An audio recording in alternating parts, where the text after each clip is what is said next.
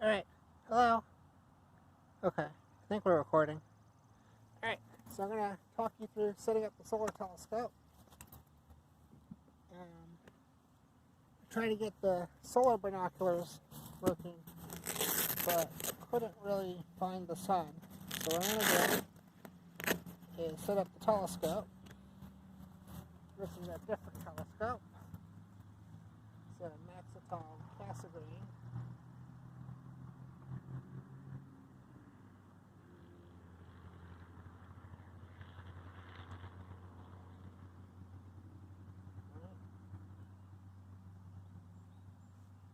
Alright, so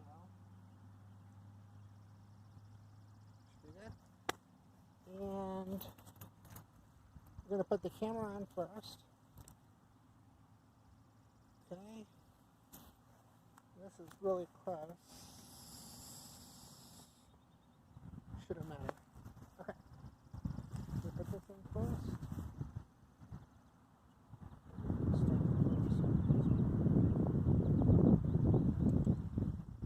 So what I was complaining about is I got the, I don't know if you can see. Yeah, this is the Explore Scientific low profile T-ring. And the thicker T-ring would actually be better in the Maxital Cassegrain, whereas the thinner T-ring is better in the Italian. I don't really want to swap it out.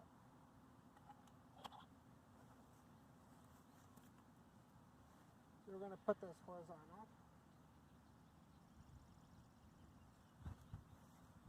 Alright. And you should be able to see. So the sun's directly on the screen, so I can't really see much. Okay. So that's it. It's a pretty simple setup. Next is put the finder on.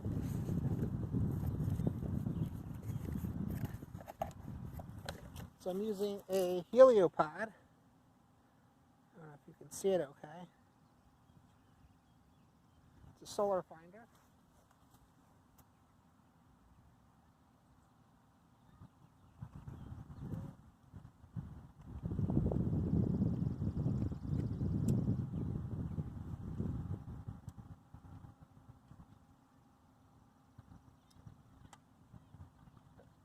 It's actually got to go in the back.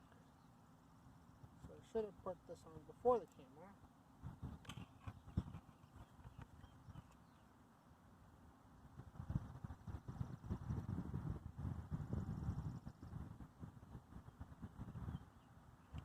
And the reason it has to go on in the back is this edge has to be aligned with something on the telescope so that it's in alignment with the optical axis.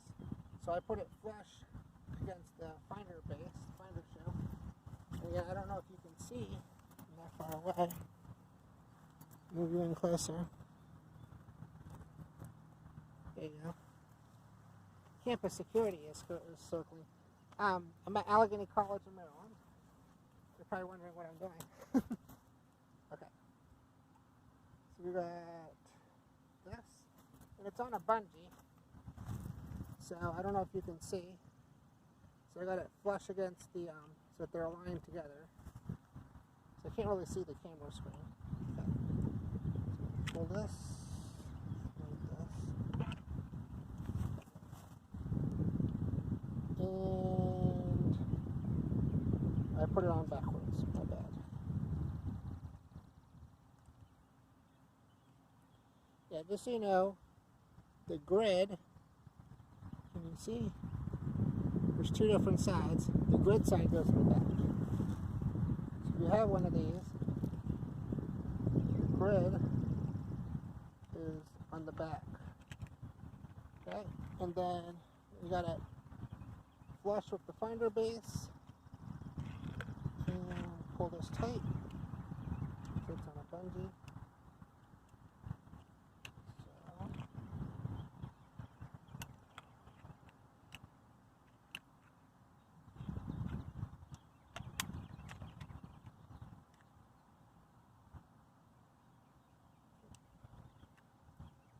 Okay.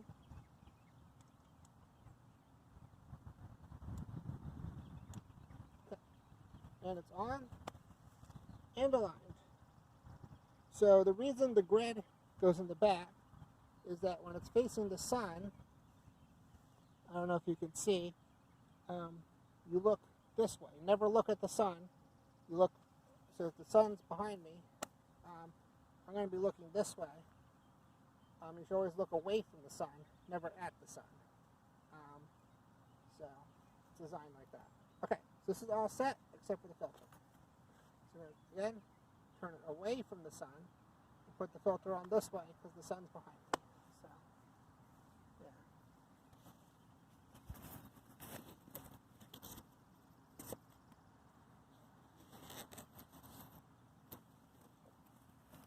So I was saying about the solar binocular, I tried sitting on the ground trying to find the sun. It's the Celestron Eclipse Smart 10x25. I found it no problem the other day, but the sun was at a lower elevation angle. It was in the evening, and right now it's probably close to noon. So this is the best time to do, almost the best time to do solar imaging. In the morning, late morning is the best time. Early to mid to late morning. So I put the solar filter on. Should have to check it.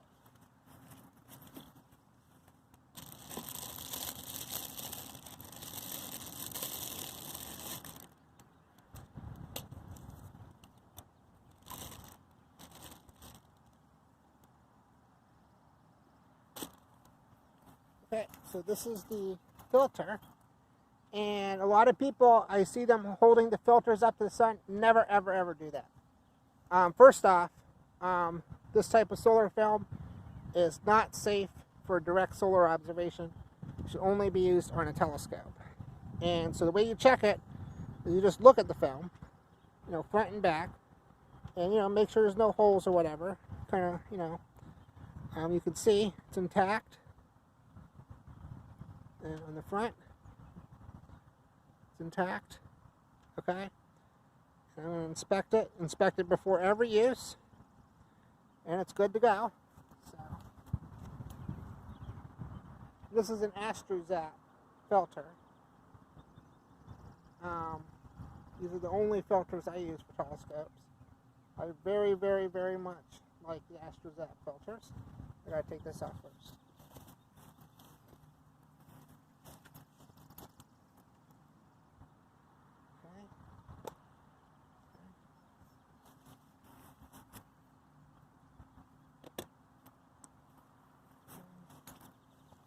And I forgot to inspect the optics.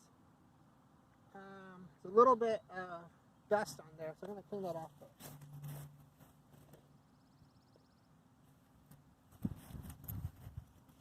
Be right back.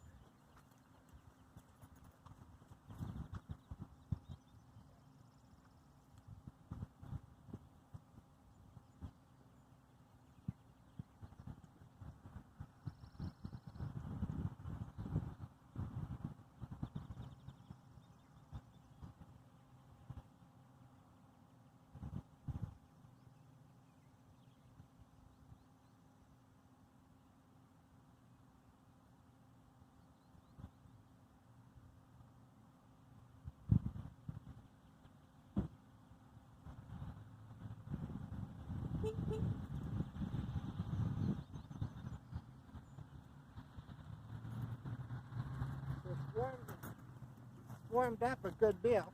So what I'm using here is a Celestron lens pen. I think all the writing is backwards in the video.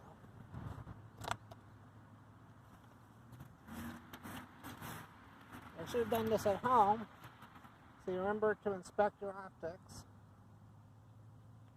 And what this does is use it's a special brush for optics.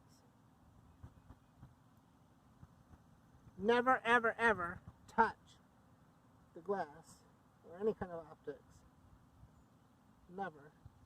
You have special coatings that your fingers could destroy. So you need a special tool like this one. And very, very, very lightly, brush it very, very lightly. Try not to touch it. even with, don't touch it with your fingers, even with the brush. Be very careful. It's easier to do this at home. So.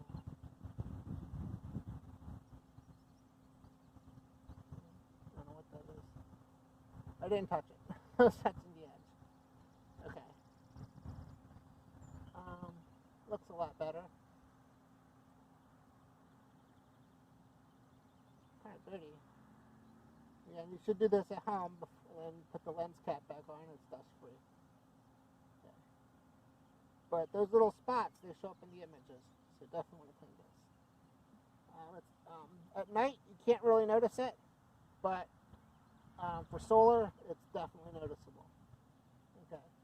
It's about as good as I'm going to get it, I think.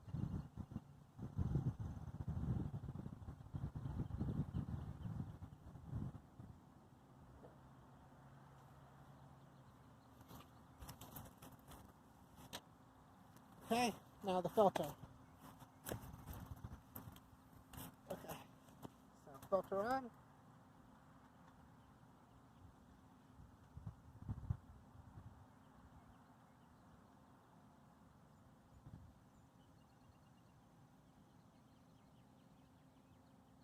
And we're all set for solar viewing. So it's a pretty simple setup. Solar finder, solar filter, camera. Okay, and you can see in the front, nice and shiny. Okay, now we can safely look at the sun. So I am going to move this a bit. Okay, pop this open. Oh, and I hope the GPS works while I'm filming. I wasn't going to turn this on. Okay. Put it in manual. You should always use manual settings for astrophotography. And you probably can't see what I'm doing. And if you could, it'd be all backwards, I think.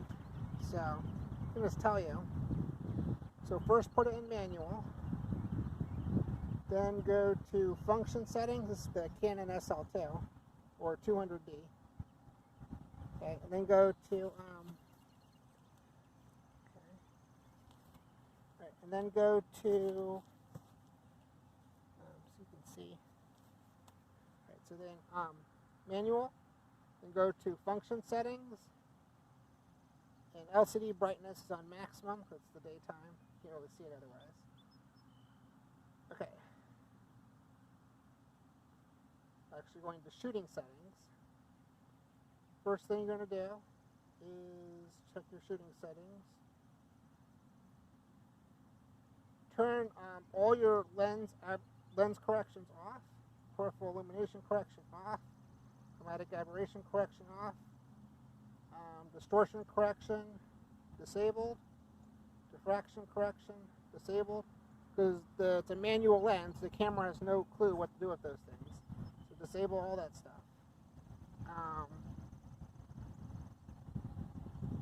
Then go to long exposure noise reduction off. Obviously the off for astrophotography. High ISO speed noise reduction off. Because again, the camera doesn't really know what to do with astrophotos. So just turn all that stuff off. That's good for regular photography, and that's good for astrophotography. Okay.